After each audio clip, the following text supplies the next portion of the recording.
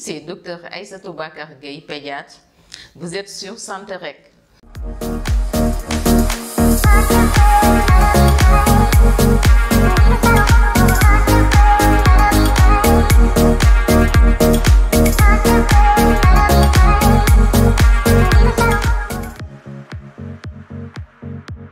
Parce que c'est un signe très fréquent chez l'enfant et c'est un signe très important. Souvent, ça survient la nuit. Les parents sont apeurés, affolés, inquiets et ils ne savent pas quoi faire. On dit qu'un enfant a de la fièvre si sa température corporelle est supérieure ou égale à 38 degrés Celsius.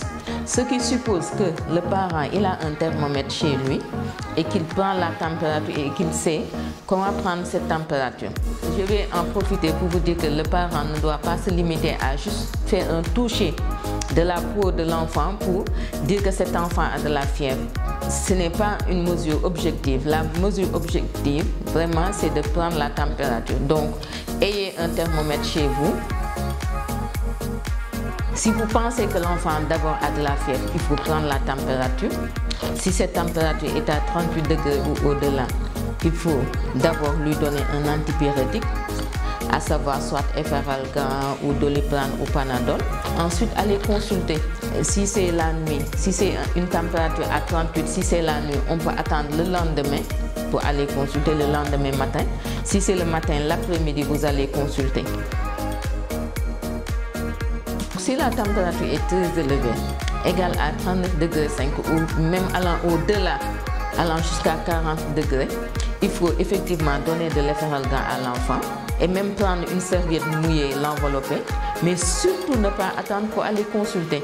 Donc aller directement chez son pédiatre ou bien s'il n'est pas disponible, aller directement à l'hôpital pour aller consulter. Ne vraiment pas attendre parce qu'une température à 40 degrés peut entraîner des crises convulsives chez l'enfant, surtout chez le jeune enfant de 0 à 4 ans. Après être allé chez le médecin, le parent peut toujours continuer à prendre la température.